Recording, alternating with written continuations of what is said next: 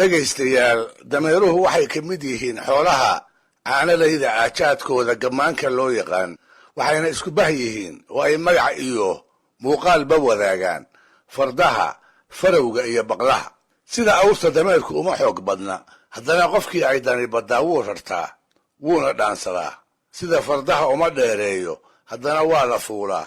haddii ay socod yareeyaan, baqlaha ayaa odayada loo doonaa, iyaga ayaa u wanaagsan. haddiise loo waayo, dameerku ugama daro. way ku sodcaalaan, maalinta geedina haba gaabiye reeraha ayay ku raacaan. aad ayuu dameerku dhulka soomaalida ugu badan yahay, hase ahaatee sida xoolaha kale looma dhaqaaleeyo. magaalooyinka iyo miyigaba isku si ayuu u joogaa,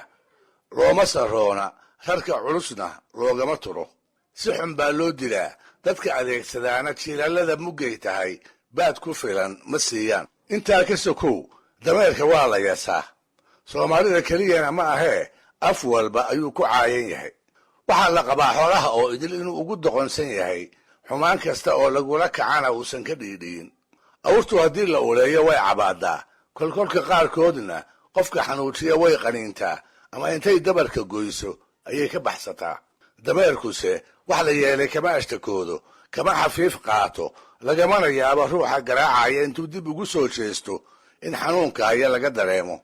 sidaa darteed, dameer baa tahay qofkii lagu yidhaahdaa kama gamco. dhinaca kale, tiro kastaba ha ka haystee, qofka dameeraha lihi inuu xoolo leeyahay soomaalidu uma taqaan. taa awgeedna kolba kii ku faana hanti uu beri lahaan jiray, si aan maantaa waxbaba ka haynin ayay ugu mahmaahaan. aabbahay baa farda lahaan jiray, anaa dameera leh yaa dhaanta.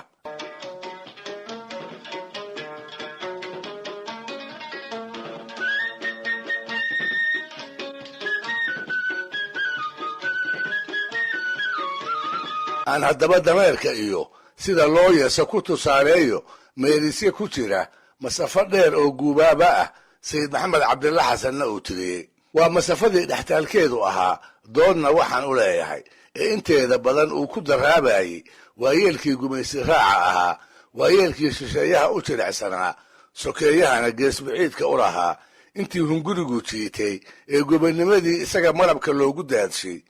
iyaga laga indhasaabay. tuducyada masafadaa midkood ayuu kula hadlay dumarka iyo carruurta soomaaliyeed, isaga oo dareensiinaya in gumaysiga laga iibsaday oo dadkii ka waaweynaa ay hooggooda ka talinayaan, isaguse uu dantooda ku hawshoon yahay, dabka uu shidaayana aan nololi uga sokayn. waayeelkaas uu dumarka iyo carruurta ku diraayo ayuu sayidku ku sheegayaa darxumada uu gumaysigu yeelsiiyey, cid kale iska daaye inaan xataa dameeruhuna yeeleen. markaas buu yidhi, doodna waxaan u leeyahay dumarkii iyo carruurtoo, dadkii idinka weynaa hadday idin dulleeyeen, dembi kama ay yaabine cuntay idinka doorteen, dameerkuna ma yeeleen halkay tale ku daysteen.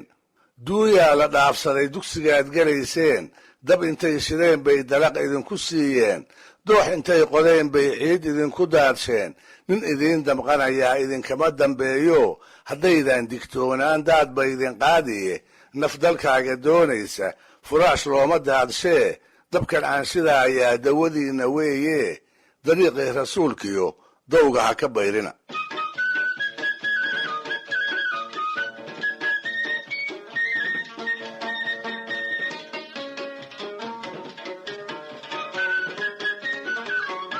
mar kale ayuu sayidku dameerka ku xusay gabay isaga qudhiisuna guubaaba ahaa. ciidan daraawiisha ayaa inta laga ilhelay waxaa gumaaday wala ay col ahaayeen oo ka tirsan galbeedka soomaalida degta.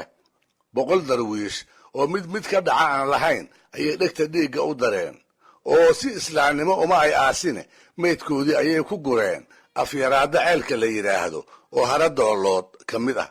dabadeedna sidii caadada u ahayd, daraawiish ayuu sayidku ku tirtirsiiyey inay duulaan qalqaalaan, cidda raggoodii ba'aa ku fashayna ay aarkooda ka doontaan. gabaygii uu maantaa tiriyey oo loo yaqaan daraawiishta saalixiye ah, qayb ka mid ah ayuu ku leeyahay, waynaga iska baraadla, waynaga wixii nala yeelay aan ka dhiidhiyeyne, isagaan waxba qoonsan oo isagaa xumaan kasta oo lagu falo aan ka digay gaxanne, ma dameer cida u raran baynu nahay. wuxuu yidhi, yay dani ka haysaa raggii doolla lagu laayey, nimankii daldalay waafir sow loogu dudi maayo dudihii xirsi ahaa ma wa' loo danqanahaynin dakankii maqnaayaa lahaa sow la dayi maayo sow danabadeennii la dilay loo dubnixi maayo ma dameer la raray baynu nahay didiba sowmayno mar kalena isaga oo ina baraya xoog iyo socotoona inaan dameerku sinaba awrka ugu gaari karin waa kii sayidku lahaa dameer 2 boqlood lagu raray oo lagu boqolsiiyey bukuraha xun buu moodayaa buur inuu sido inaan bacadla awr lala simayn ba ayuu sheegay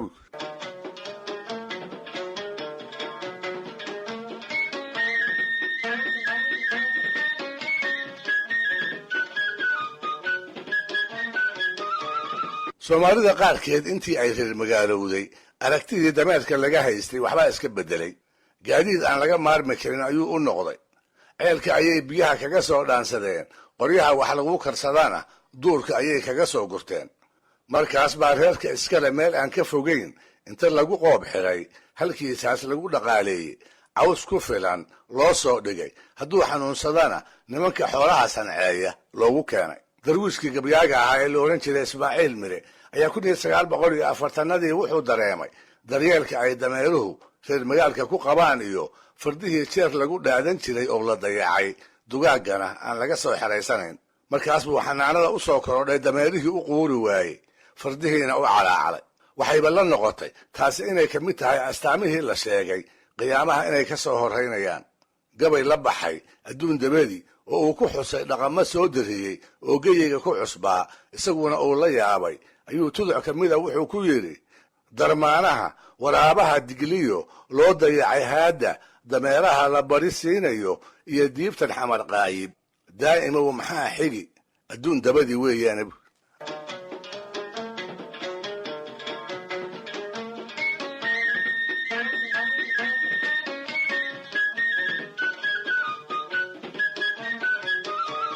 aan haddaba u soo daadego hawlaartii dameerka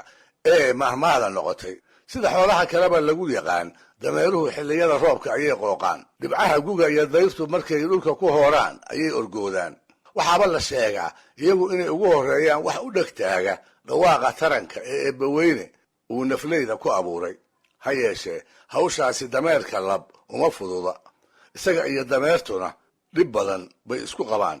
goor uu biqle ka dhergay gafuurkii burburay cagihii murxeen xuurta uu la gorongolay qayraa ay ka dhammaatay